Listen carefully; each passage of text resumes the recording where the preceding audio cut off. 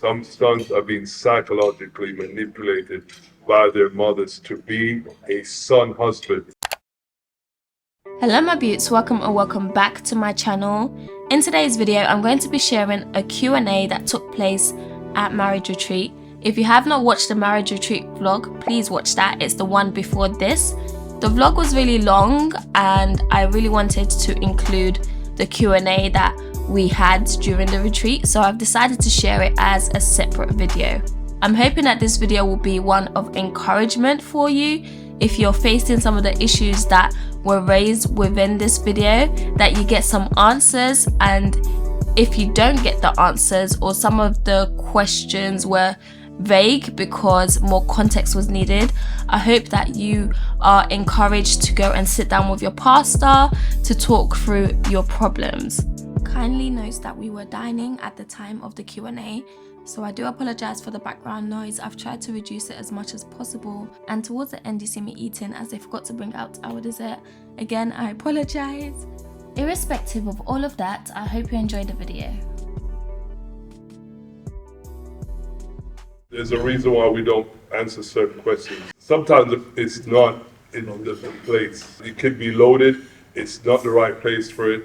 And if you do feel strongly that the question was answered, it really does mean you need to talk to your pastor personally. If you have really a real problem with the question being asked, it means it must be an issue. So rather than just throw it out, as it's an unknown question, best you speak to your pastor about that. Some of these questions, we're only replying, we don't know the context. Yes. Yeah, we have no idea what the context is. And pastoring for a while, you know that people can ask you certain questions, but you can ask a question to get a certain answer, but the answer really isn't the answer that you need. But it can make the other spouse look like they're wrong, but we haven't heard their side of the story. You know what I'm saying? So we're doing the best we can with minimal amount of information.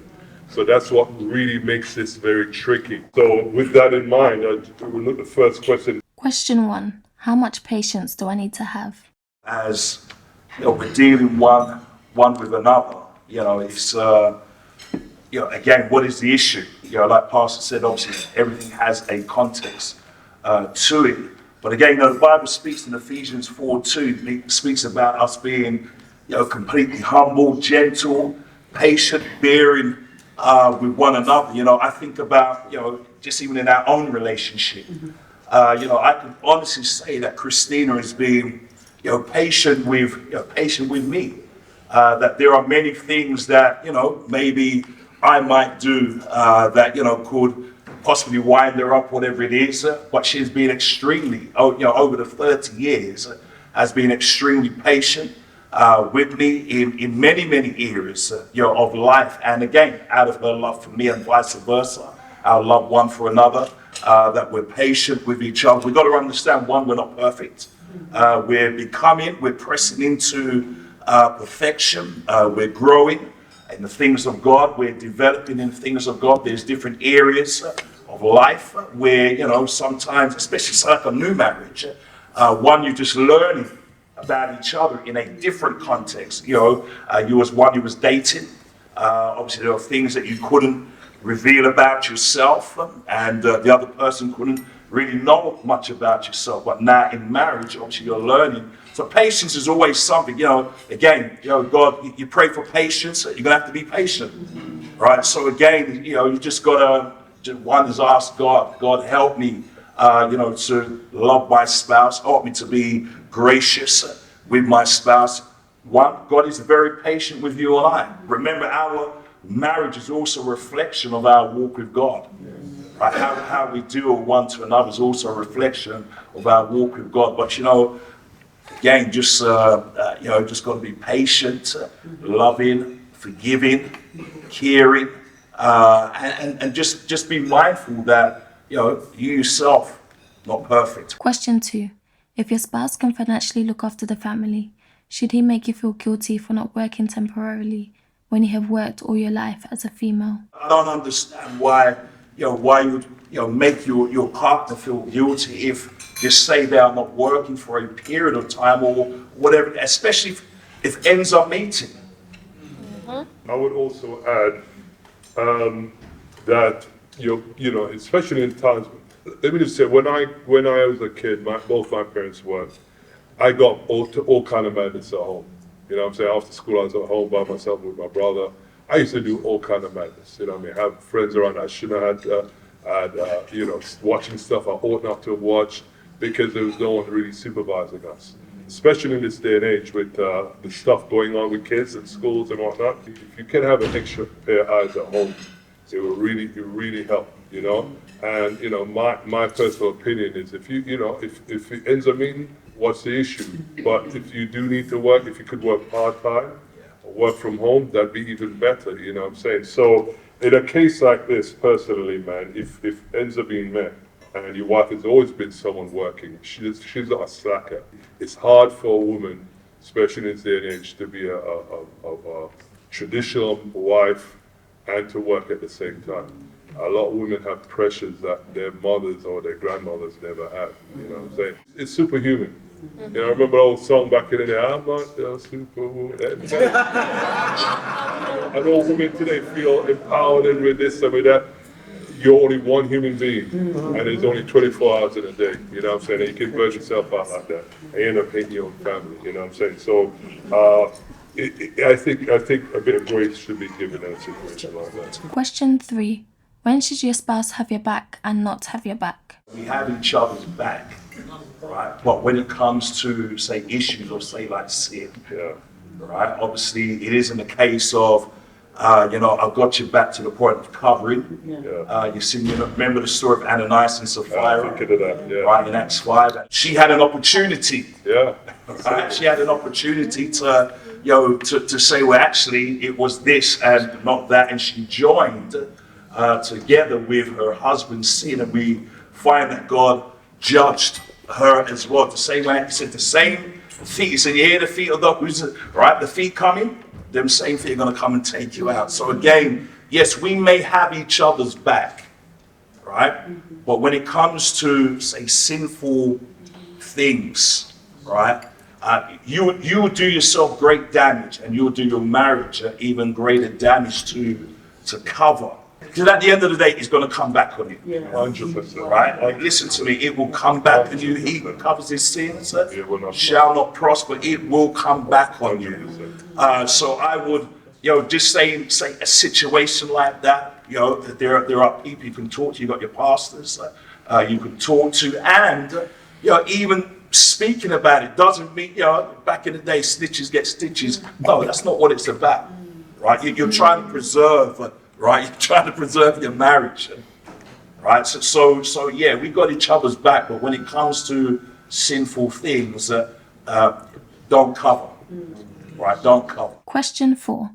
What do you do when a member of your spouse's family has done grievous sin and lives a lifestyle which can influence your children, and your spouse encourages that family member to be around your children often? Okay, so again, this is the idea of subjectivity right here. Now, if it's real grievous sin, then your spouse should, as a Christian woman or man, be able to confront that relative. People don't realize their kids are growing up. One day your kids are going to be adults. And right now, just because they're little kids, they feel you're controlling them. You have no idea what's going on in their head of theirs. And once they reach a certain age, man, they're gone doing their things, and you can be in regret.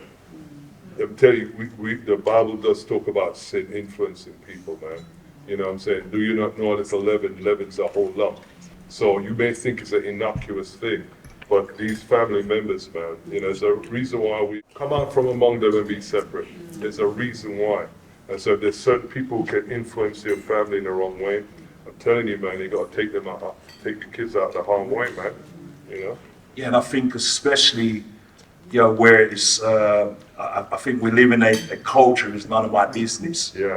Culture, you know, it is your business. You know, especially if they're around, you know, like your kids. You know, like Pastor says, there's an influence. You got to remember, maybe, you know, your kids maybe respect this individual, but they're seeing this individual do certain things, so maybe they start assuming that it is okay. Your uncle can do this, auntie can do this, and so can do this, and mum and dad ain't saying anything, right? So they must be okay with this. So again, I think your whole thing is, you've got to protect your home, right? Even when it comes down to family, right? You've got to protect your home. You've got to really protect what comes under your roof, as a family, because you're allowing certain things, to creep in, and even endanger, your family, even endanger your kids, and so on, and you just don't know what could rub off. The next set of questions relates to relationships with in-laws. What do you do when your spouse allows their mother to make decisions in your household, even inviting family members that have a bad influence on the children? What do you do when your husband constantly puts his maternal family over yours? And what do you do when your spouse and his family constantly tell you that you're not blood? So we're going to look at all three. Yeah. Yeah, let me just say, it's true you're not blood, but the union that you have and that you have come together with is far greater, right, than blood. Okay, so yeah, you might turn around and say you're not blood, blah, blah, blah. But again, if we're Christians, which we are here, you have left mother and father, and you have joined. My mum's passed away last year. Love my mum to bits, but my mum's not going to control my house, right? She's not going to make orders in my house. It's just not going to happen. I'm not trying to speak against your family, but I'm just saying, you two have become one, right? And you've got to work with your family, right? What if it was the flip side? You wouldn't like it, right? You got to work with your family, and I just wouldn't allow that. I'm not asking you to go home and start fighting and whatever it is, but I just wouldn't allow it, right? You've left mother and father, you've cleaved onto the woman, you've cleaved onto the man. You guys make the decision. You guys make the choices. When I got married, my mom was a quiet woman, but she was very strong woman, very opinionated, wanted her own way. And my mom, I know, would dominate Cheryl if she had a child. Pastor Carnegie told me early in the marriage, you got to protect your wife from your mother. You know what I'm saying? He just said it's a general statement, because some mothers are like that. Especially, I grew up with both parents, but especially in this generation of single-parent homes, where sons feel they don't realize this, but to a degree, some sons are being psychologically manipulated by their mothers to be a son husband. Preach. You understand what I'm saying? A son husband, because they have no man, the son takes the place of that man. And they have this emotional bond that the husband, that now that guy's married, that the daughter-in-law is an enemy, yeah. And secondly, he feels this is my mom. She was a single mom. She raised me. She looked after me. I feel emotionally. I feel guilty if I don't look after her. Pastor Brian just said, man, for this reason, man leaves father and mother and cleaves to his wife, the two become one flesh. Mom, I love you, you did a great job, but hey, this is the number one woman in my life. This is it. If you don't do that, your marriage is in trouble. If you don't do that, there's a reason the Bible says this, yeah? Because your family, her family, your family as a husband, have no jurisdiction in your family. I don't care about culture or anything like that. I'm not saying you disregard them. Well, I'm saying when push comes to shove, your wife is first, 100%, and anything else, you're opening the door to the demonic, yeah? And so with family, listen, family, I understand at times, and again, we don't know the full side of this.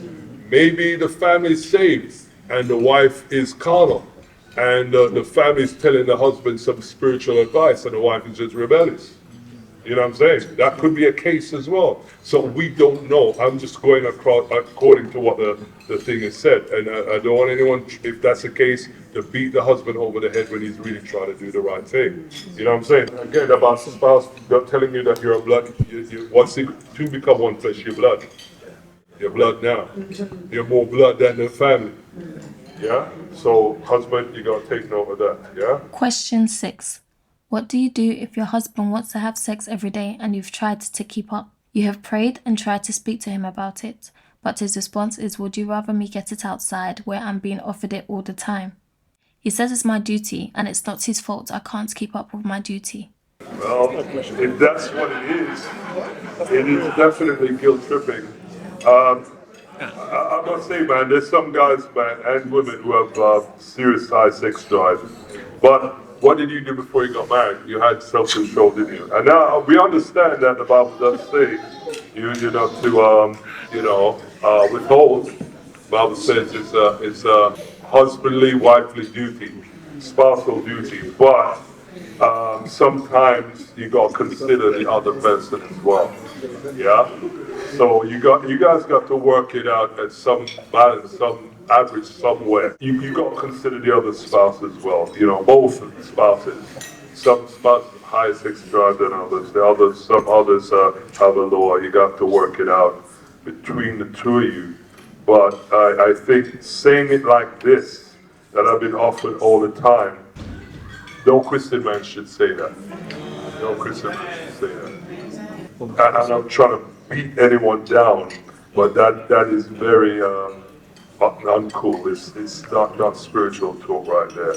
Just say, you say something like that, just say, okay, your spouse is okay, make love, whatever it is. I really think that maybe in the back of the mind, again, this is all just hypothetically speaking, is thinking, okay, it's just not right. Do you understand me? It's just not right. Then even when it happens, obviously it's going to feel like a chore. You can create distrust. There's so many things that you could create just with that statement alone. So you've got to be extremely careful with those statements. No Christian man should be saying, you're not a player. Yes. You're not a player. If you was a player before you got saved, playing days are finished, right? So no, seriously, no Christian man should be saying that. And obviously the partner would probably have sex, whatever it is, obviously to try to keep you down rather than and it's just not right.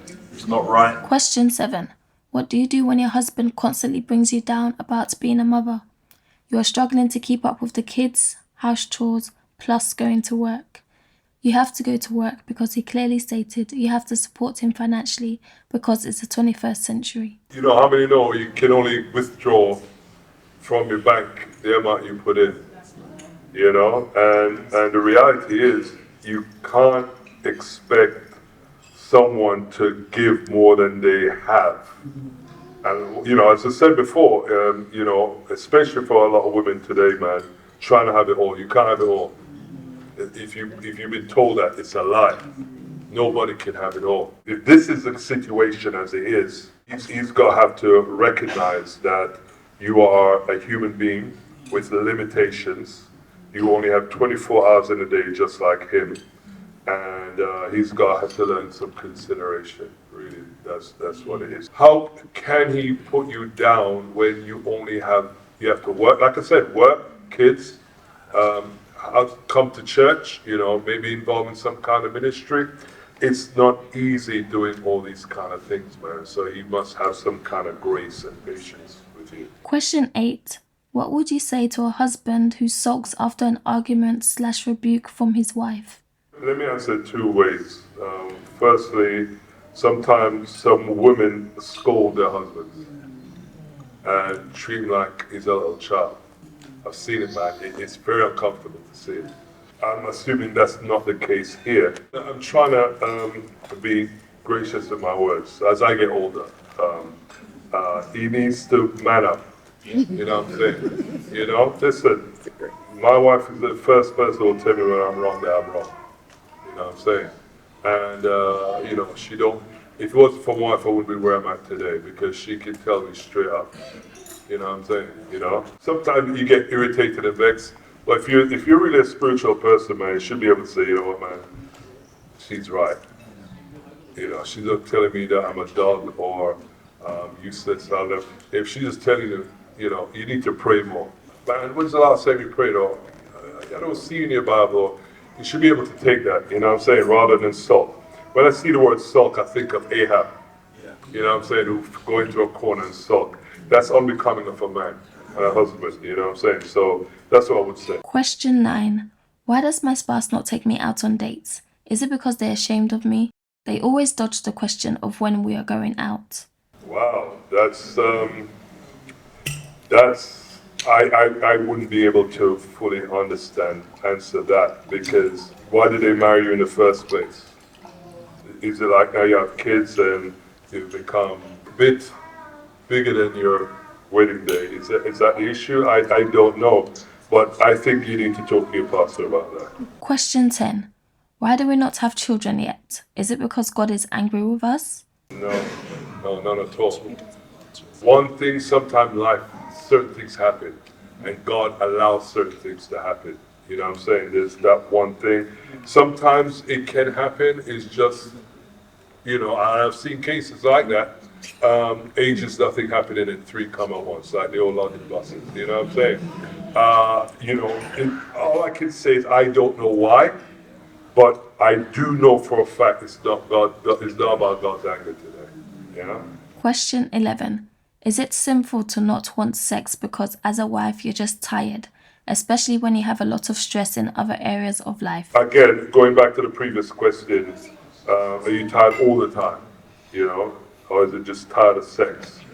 You know, you got to recognize as a wife you are not your own as well, or husband. You know what I'm saying? So, moving on, because we kind of went there before. Question 12. For those looking to pioneer one day, how do you maintain a balance between pastoral duties and family life, especially during the early stages? It's a good question. Wow, ministry question. For ourselves, we had just got married, so wasn't even married. I think we were just married a year. Had our first child within that year. We were launched out that year, so there was a lot that was going on. I was now still learning to be a husband, learning to be a father, learning to be a pastor. So there was a lot of juggling, right? There was a lot of juggling that was going on, and I had to learn how to, juggle everything. But whatever time I gave my family, I made sure I gave them quality time, as much as I can give them, especially in the early days, because obviously the early days it was very busy, right? It was very busy. You're trying to kind of gather a core of people, but in the midst of that, I still made time, right? Made time. I was working a job. I was working long hours, right? Long hours, and coming home doing Bible study, and then maybe having to go back to work and so on. But I just learned how to really just kind of juggle, the family, give them good time, ministry, good time, and so on. It can be difficult, can be challenging, but I believe that God can help you. I really believe that God can help you, especially to, yes, you've got some guys who may just dismiss their family, but I made sure that I would give them as much time as I can, but at the same time, giving ministry as much time as I can. Question 13. How do you encourage a spouse who is no longer committed to discipleship as they once were? Church attendance, Bible reading, prayer, etc. I'll just quickly say you can't bug him. You can't nag them. It's gonna do the exact opposite. The only thing you can really do, 2 things, is pray and yourself be consistent. Yeah, that's the only 2 things you can do. God has to get a hold of them. You know what I'm saying? You just gotta leave it to Jesus, because you trying to make him is only gonna backfire. Yeah, just got to be an example, in all areas, whether that you're the woman or you're the man. Your spouse might have kind of dropped off a little bit. You've just got to be the example. Be consistent in what you're doing, and and you just keep praying for them. Believe God that God will turn them around. Like Pastor said, not nagging and so on. Just be the example. Question 14. I've seen and heard my friend talk very rudely and sharply to her husband. Is it an appropriate thing to tell her, or just continue praying for God to reveal it to her? Well, I would say, is it a one-off? She made herself on a bad day. If it's something consistently, it ultimately means she has a respect for it. That's the thing. You know, the Bible talks about husband love your wife, but it says about wives to respect their husbands. It never said to love the husbands, to respect the husbands. that's the way you love your husband, man. And to speak, especially in public, you castrate him in a sense. I don't know what the context is here, but if that's the case, then yeah, pray for her is good, but you gotta tell her. Yeah, you gotta tell her, man, because you may be the voice of God in that situation for them. Question 15. I feel I try so hard, but I can never please my wife. No matter what I do, it seems not to be good enough. Am I the issue or is she? Question there is, am I the issue or is she? So is it we want to point that somebody, your spouse is going to do things to bless you, whatever it is. You cannot keep making, just say you cannot keep making them feel like they're not doing good enough. I alluded to the gentleman this morning where he's now, he's not the most perfect person, but he's now gone out to buy his wife some flowers. Right? He's bought her some flowers, he's making a step, she's applauding him, but the very next day, sat in my office, the very next day, he's not good enough, blah, blah, blah, blah, blah. So again, sometimes when someone makes an effort, even though it might not be how you want it, you can't keep making them feel that. But again, I don't really know the context of the question, but again, you just got to make sure that one, we're encouraging each other, elevating each other. So you've got to be making sure that's what you're doing, rather than pulling them down. You're not good enough. No matter what they do, they're not good enough. You've got to ensure that somehow your speech changes, your attitude changes towards your spouse, towards your partner. This may be something, again, you have to talk to your pastor about, because it could be that she doesn't love you anymore, which is an issue. Or it could be there's certain issues in her life. She can't love herself, so she can't love anyone. And it really is a projection of issues she's going through. One action can have 100 different motives behind it. You know what I'm saying? So, we would need more context. The next two questions relate to the silent treatment. My partner gives me the silent treatment more often than not. I cannot seem to do anything to break him out of it. Nothing I say or do will get him to speak with me. He always says when I'm ready, he will speak, but it's unfair.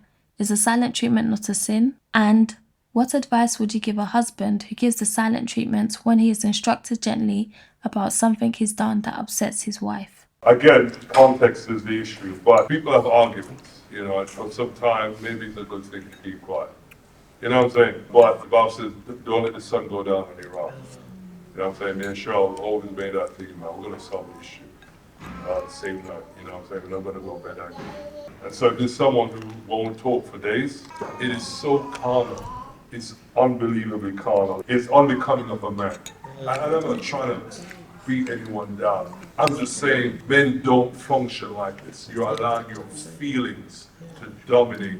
It really is a form of manipulation. I'm punishing my wife by my side. I'm not doing anything. It's a passive-aggressive thing. You don't fixing her. You're not kicking her. You're not giving her a black eye. You know what I'm saying? But you're tormenting her in her own mind. I haven't done anything. I haven't said anything. It's really passive-aggressive right there. It's not manly. It's not Christian. At the end of the day, it's carnal. You've got to get out of that funk and out of that emotive. Don't let your emotions control you like that. Question 17. Is it wise to start a family if you have issues in your marriage? Nope.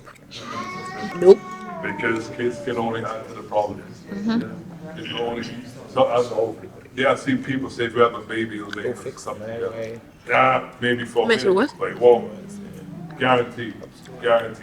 You need to talk to your pastor, get some counseling, or you've got to work these things out. Don't bring a kid into the world in a dysfunctional home. Kids only exacerbate issues. Okay, last question. Question 18. How can I encourage my husband to communicate? That one there, I would say, what can you do? You can talk to him in a good time, and then when it becomes a bad situation again, he just goes back into his shell. I would encourage you to talk to your pastor about that, because he can bring some accountability where you are enabled to, as a wife, you can wriggle out of, in a relationship you can, this is my wife, man, but people kind of know the situation, you can talk into your life. It may make situations better. It'd be good to sit down both of you with your pastor and work that one out. Thank you, Pastor Brian Richmond and Pastor Joe Neville. Yeah, based on some of the questions, they were heartbreaking to me. It's sad. If you're having issues with your marriage, you do seek help because you can't do it on your own. Definitely not. And as much as we want to say we're Christians and God is able to do all things, God also provided the help physically because we need that at times. I do pray that the couples who had questions that were really heartbreaking, like my husband gives me silent treatment and all these kind of questions that shouldn't cause you to be miserable in your marriage. I really do hope that advice that was given by the pastors is taken up. If you enjoyed this video, signify by hitting the like button and sharing it with others. As always, thank you for watching, and remember, I love you guys. See you in my next video.